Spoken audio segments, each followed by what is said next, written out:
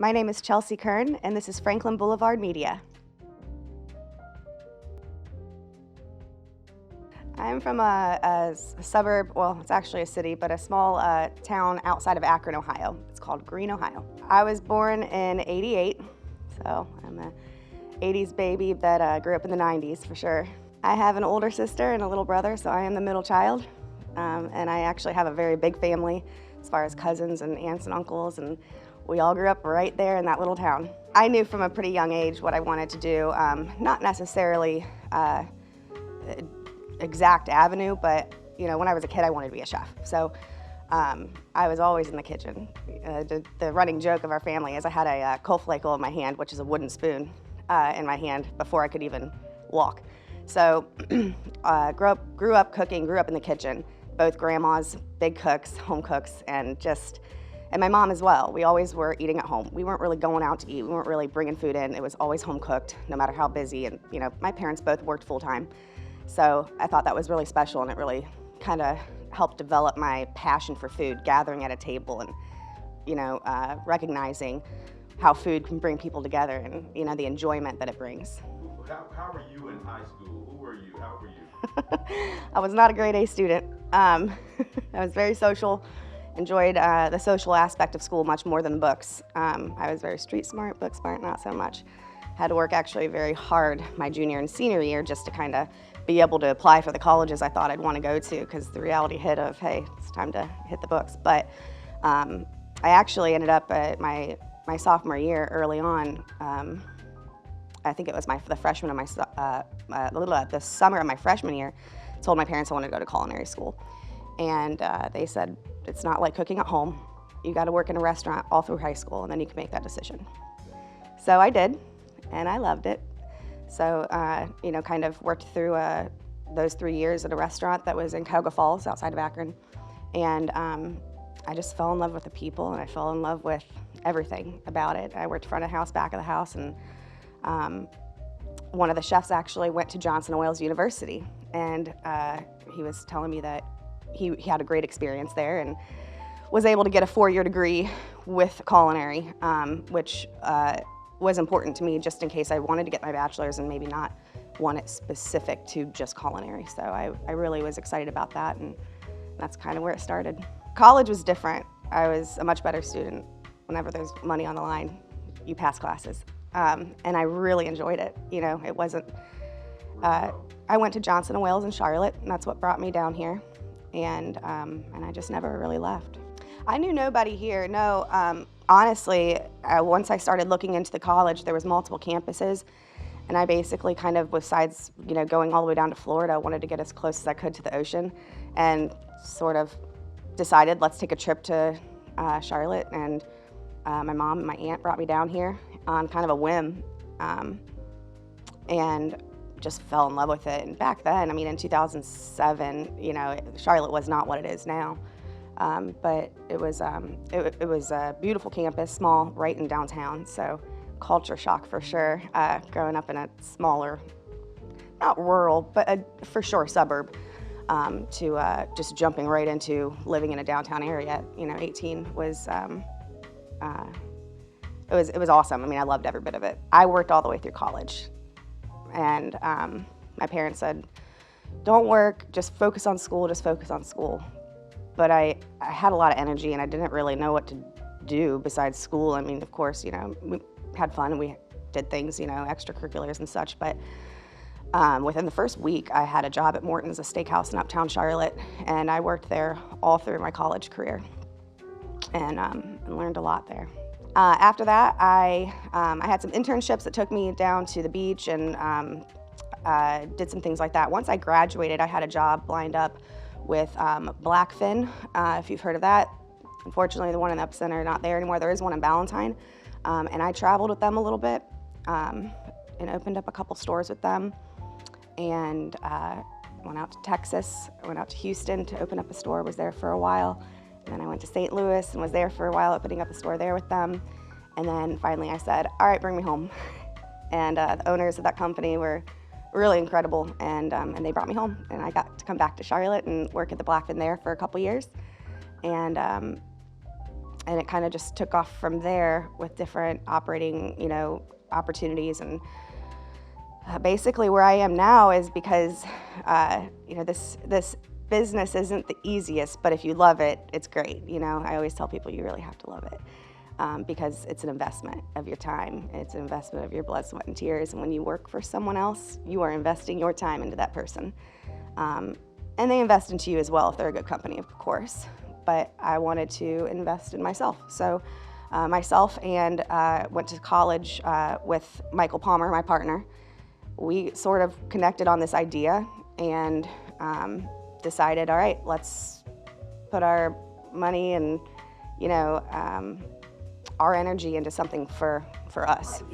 I was actually, I took a break from operation in restaurants and went more on the distribution and consulting side. So I worked with a distributor out of Charlotte, and this was my area, territory. So I saw Gastonia when there wasn't much out here, but saw the potential, and I got to know my customers, the people that I was selling to, and it was very different from Charlotte. But the thing is when you are a 27-year-old first-time business owner, you have you're taking a risk as it is. So coming out here was a risk because we didn't know what was going to happen. We had definitely looked at projecting that something was going to happen here, but that's kind of how it happened. I was out here in this territory and just basically said, why don't we be a part of the growth instead of a part of the, saturation. Charlotte has obviously become very saturated, so there's a ton of restaurants, there's a ton of different establishments, food and beverage wise, but there wasn't very much out here. And the concept that we had in mind, we could fill a niche out here. So that's sort of where that came from. Challenges, there's always going to be a challenge, and I think that we're so far, into this, into this journey now that there's some things that are just kind of a blur, but, if you have the right people and the right partners on your side, we had attorneys, we had brokers, we didn't do it, independently on our own. We had real estate agents and, everybody kind of involved in getting the space. And, I think that the challenges were going into a building that, you wouldn't necessarily know this, especially if you weren't buying the building. You'll also live and learn. So my next time around, I will do a couple more things prior to signing a lease. But I don't regret it. I love our building. I guess challenges go from thinking that you're going to be able to get permits, but you got to re-electric and re-plumb the place, things like that. And, we were actually able to stay on a pretty good time frame, and, it didn't take us long to get things up to code and things and such. But again, we had people, helping us. I had a general manager when we were first opening because I was working full-time, Mike was working full-time. So, we had support to get us, from point A to point B. We came up with the name Gaston Poorhouse. Honestly, we wanted a comfortable space for people to gather, but gathering house didn't sound very good, Social pub had been taken a million times, so I thought poorhouse. And what's funny is since then, I've heard of so many poorhouses, and I'm pretty sure we established well before that, and it doesn't mean that it's interesting because I'm thinking, we want something a little catchy, a little different. We want it to have some roots in Gastonia, so Gaston, and then poorhouse, we're pouring coffee, we're pouring beer, we're pouring wine. Again, we're not necessarily a pub, we're not necessarily a bar, we're not necessarily a cafe. So we thought, let's generalize it into poorhouse, but incorporate the roots of Gastonia in there too. And it's a learning curve. It's gonna be different for each business and each location. And I mean, every culture that that's pretty much it. Develop your culture. Right? So my culture within my four walls is very different than someone up the road. What they do, what I do, even though we both serve beverages or food or whatever it may be, our culture is different. So what works for me is going to be different. Doesn't mean that we both can't have live music. Doesn't mean that we both can't serve great integrity product, but the culture when you walk into our establishment is going to be different than someone else's. So what works for us, we've had to learn. We've had to, like you say, pivot, but we've had to adjust, and we've had to mold, and we've had to grow to find out what works for us. There has been so many, I mean, over the last 5 years, there were so many things that did not work for us, you know? I mean, we would try it and it was like, this is not us, you know? It didn't fit the culture, it didn't fit the growth, it didn't fit, you know, it just didn't fit us, but it fits somewhere else, and it did really well somewhere else.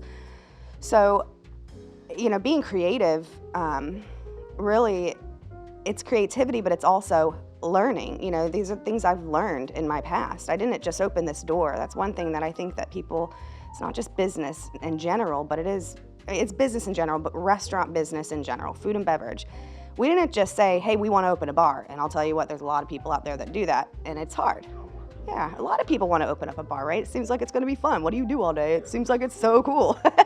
And it is, but it's also a business, right? So you have to learn. It's not just your education. There's so many people out there that don't have anything focused education-wise on food and beverage that can run a very, very successful food and beverage establishment, right?